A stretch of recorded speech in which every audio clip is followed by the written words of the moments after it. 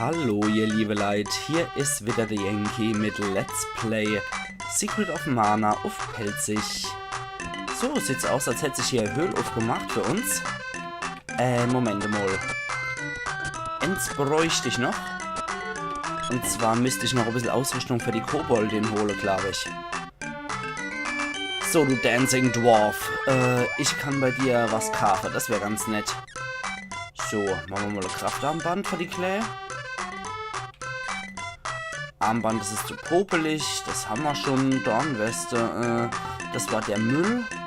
Die hat sie schon. Dann kriegt sie Kette wäscht. Wenn sie so ein Stück Spezielles hat, kriegt sie Kette wäscht. So, aber ich... Ah, Mist, ich glaube, die hat sie sogar schon. Ich glaube, die hat die alt abgetragene Kette wäscht. Warte mal, lass mal reingucken. Ja, das Ding hat sie. Da kriegt sie jetzt die doppelte Verteidigung. Und ja, Mist. Sie hat eigentlich schon ein Ding gehabt. Verflixt. Na gut. Dann wieder brav aufreihen. Wir verkaufen Zeich. Okay. Da ist es. Die Bronzekette, die kann fort. Und sorry, aber Old but Original, das kann ich zurückhaben. Mist. Das war jetzt ein bisschen mehr Geld verschwendet, als es sei gemisst hat. Aber mir händ's jo, oder? Man hat's jo. Ab Level 10 plus, da hat man sowas. Okay. Da müssen wir jetzt, glaube ich, zuerst hier. Und da müssen wir das Frostwelle benutzen. Und Orbschalter. Nimm das. Frostwelle Level 0. Hua, hua, hua, hua. Nice to see you. Sehr gut. Jetzt kommen wir in der Feuertempel-Reihe. Saugut. Und wer Secret of Mana geschädigt, Secret of Mana, jetzt ist nichts so mit Secret of irgendwas.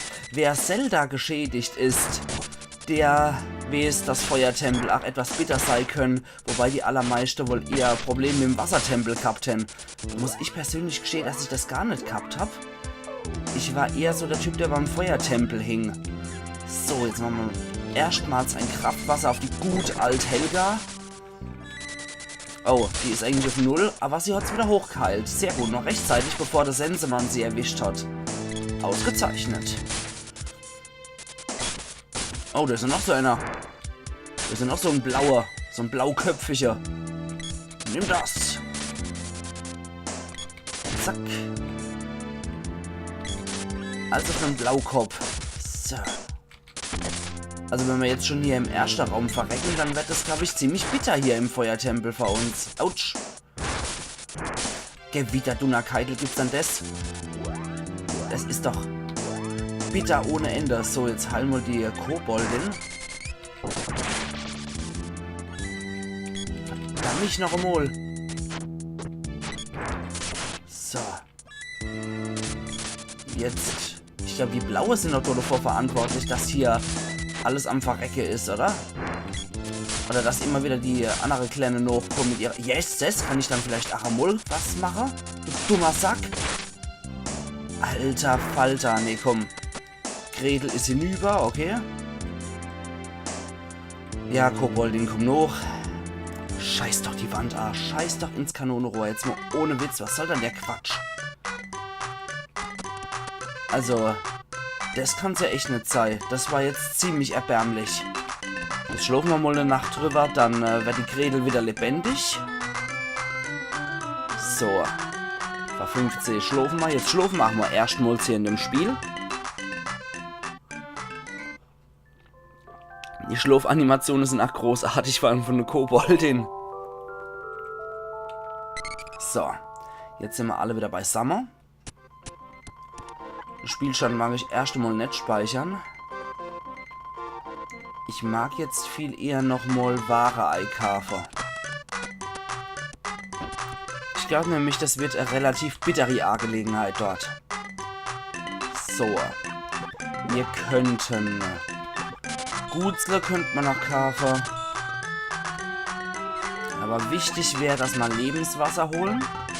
So viel wie möglich. So. Okay, jetzt langt's aber. Alles klar. Gutzle, ach. Okay. Gut.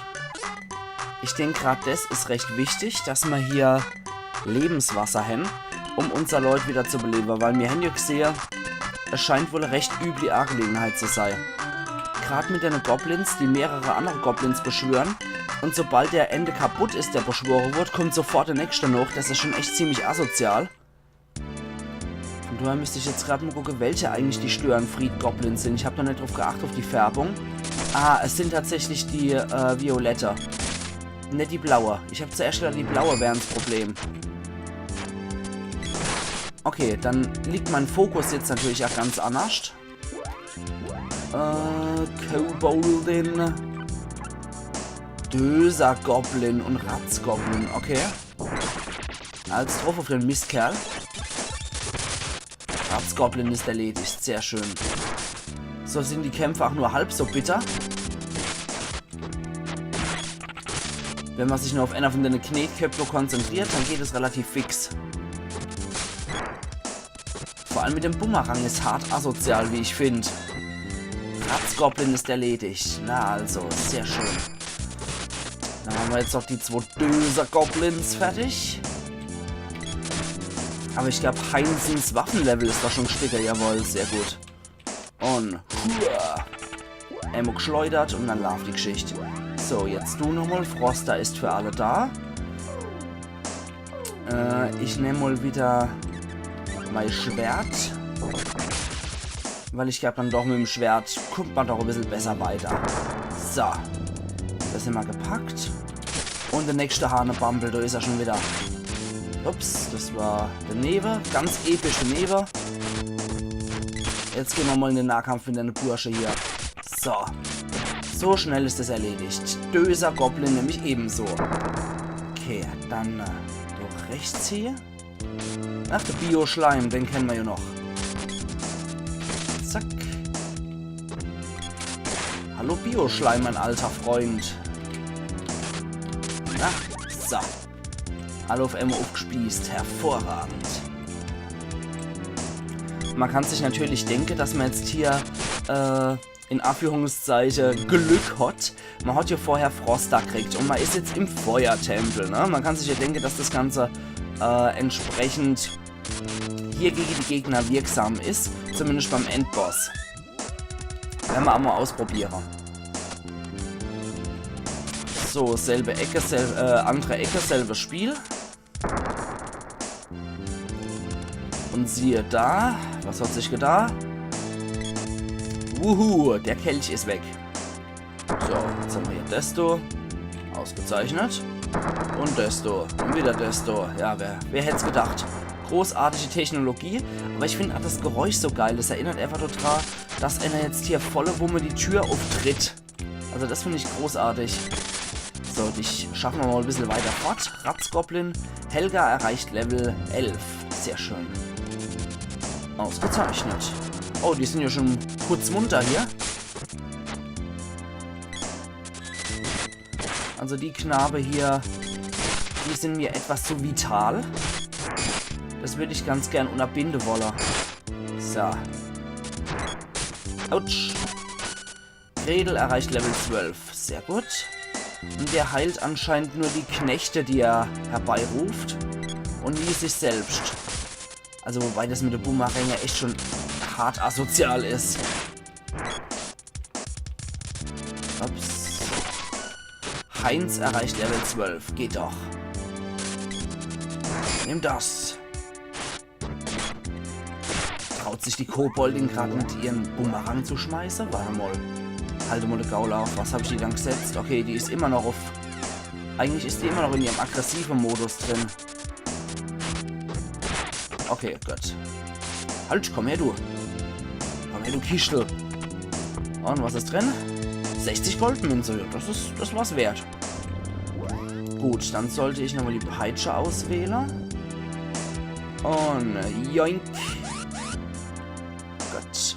Wir sind hier bestens ausgerüstet hier. Dann wieder ab zum Schwert und dann laden wir mal hoch. Okay, da hätte ich mir jetzt etwas mehr Schade erhofft, um ehrlich zu sein. Okay. Gretel. Gretel hinter der Heck.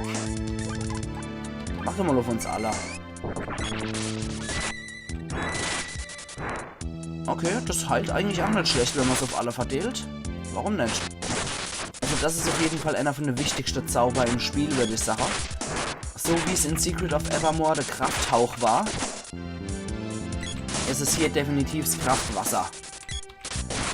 Weil das ist meiner Meinung nach wirklich einer von den wichtigsten Zauber.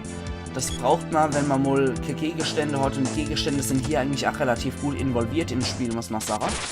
Dass man die ja wirklich nutzt. Wobei ich eigentlich eher so der Mensch bin, der Zauber nutzt. Es gibt ja so Leute, die nicht so viel von Magie halten oder Magiesystem halten. Ah, Helgas Waffenlevel ist gestiegen, Boomerang erreicht Level 2. Und ich bin halt jemand, der total auf Magie abfährt. Und dementsprechend möchte ich halt auch immer so viel Magie wie möglich benutzen. Deswegen ist immer die Heilmagie meine erste Wahl. Und dann erst werden die Gegenstände benutzt. Es gibt bestimmt Leute, bei denen ist das anders. Könnte ich eigentlich sehr drauf wetten, dass es Leute gibt, die zuerst immer die Gegenstände verwenden, bevor sie auf Magie zurückgreifen, eben um Mana-Punkte zu sparen. Ach, das könnte ich mir sehr gut vorstellen. So. Ich glaube, auf Stufe 8 vom Schwert ist das so genial. Du schwirrt da so im Kreis durch die ganze Gegend durch. Das ist echt praktisch dann. So. Und zack. Gredels Waffe-Level ist 8 Stücke. Die Klaue hat jetzt auch Level 2. Erlaubt. Stellen wir das gerade mal ein. Dann können wir auch alle Vollgas geben. So. Dann schieben wir jetzt erstmal in die Mobber-Ecke. Und dann in die Schämlich-Ecke noch dazu. So, der ist kaputt. Böser Goblin ist erledigt. Das scheint so, ja. Und jetzt? Bitte bleibt heiter, aber hier geht's nicht weiter. Wie bitte?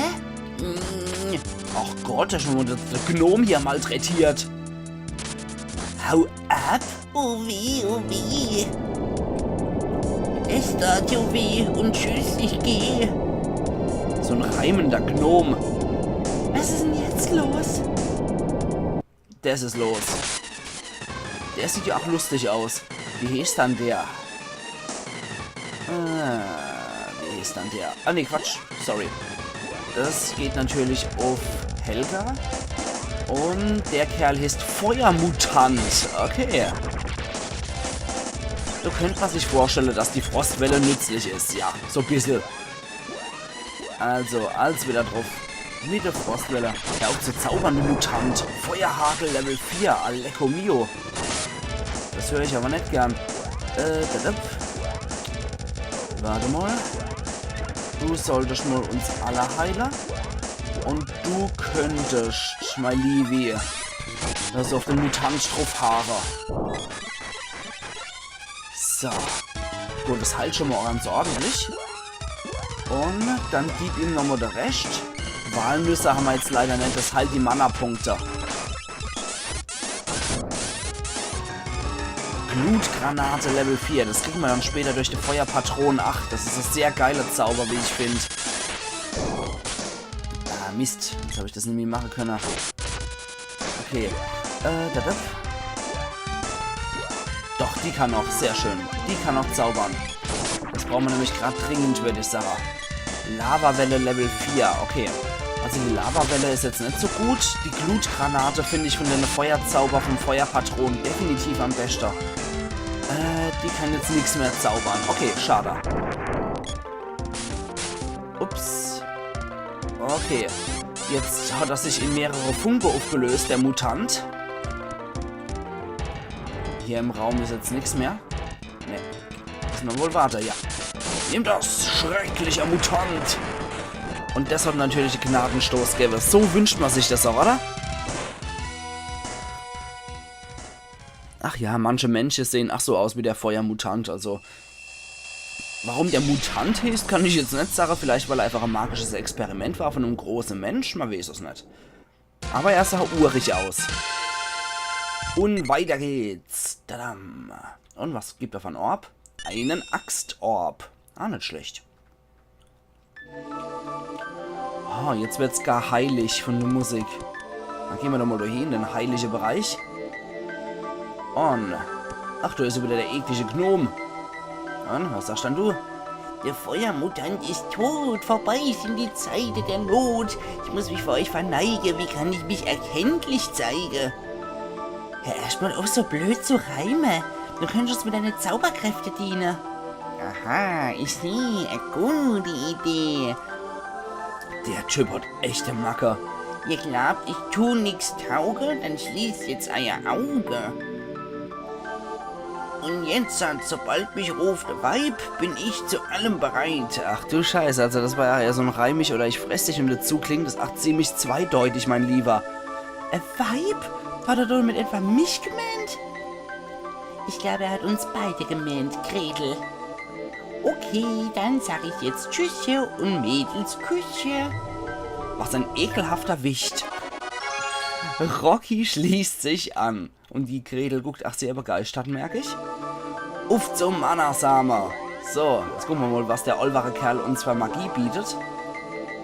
Schlammbombe ist sein Angriffszauber, genauso wie Juwelenregen. Und mit Efeumantel kann man was festhalten. Also da kann man Gegner festhalten damit. Da hat er die Steinklinge zu bieten. Schutzaura und Turboantrieb. Okay. Interessanterweise wurden unsere Magiepunkte nicht geheilt. Aber das Ding wird ja lustigerweise eigentlich Feuertempel genannt. Dabei ist es eigentlich eher der Erdtempel. Weil der Rocky ist der Erdpatron. So, Kraft des Samens erhalten. Ja, perfekt. Hey, Helga. Aua, mein Kopf. Alles okay? Nee. Alles okay? Oh, ich kann... Du kannst was? Ich kann mich wieder an alles erinnern. Die Koboldsiedlung ist im 4-Jahreszeitenwald. Bring mich doch hier. Bitte, sonst schrei ich ganz laut. 1, 2... Allerhopp, später. Ist ja gut, Mädel, nicht gleich rumzicker. Okay, 4 Jahreszeitenwald. Da ist eine Koboldsiedlung, wissen wir jetzt. Moment, gerade mal gucken, ob wir da neben irgendwas haben. Nö. Da neben war nichts mehr. Allerhopp. Jetzt wissen wir 4 Jahreszeitenwald, Koboldsiedlung und wir müssen noch nach Pandoria, weil wir da was gehört haben von wegen Hagen und ein Tantalus. Habe ich ja schon in der letzten Episode erwähnt. Hat jetzt insgesamt noch eine Episode gedauert und dann können wir uns auch dem Problem widmen. Peitsche. So, dann können wir uns auch dem Problem widmen und können jetzt nochmal direkt nach Pandoria gehen. Ach ja. Ich würde lieber zur Let's Playerin Pandoria gehen, als in das triste Zombie-Kaff. Mit der noch ein bisschen retter. Ist bestimmt auch lustig, mit der zu retten. Ach ja. Also generell rette ich ja ohnehin auch sehr gern mit solchen Let's Play-Kollegen, muss ich sagen. Egal, ob die jetzt Small-YouTuber, aber in meinem Fall waren es natürlich immer noch Small-YouTuber-Kollege, klar. Mit großer hatte ich noch nie das Vergnügen, sprechen zu dürfen. Aber ich bin mir sicher, auch mit einem großen YouTuber, mit einem großen Let's Player, kann man bestimmt auch viel lustige Sachen retten. Und die sind bestimmt auch extrem urig drauf, die Leute. Okay, jetzt gucken wir nochmal. Die Mana-Punkte sind ziemlich hinüber. Deswegen die Sache. Wir gehen jetzt nochmal Runde Penner.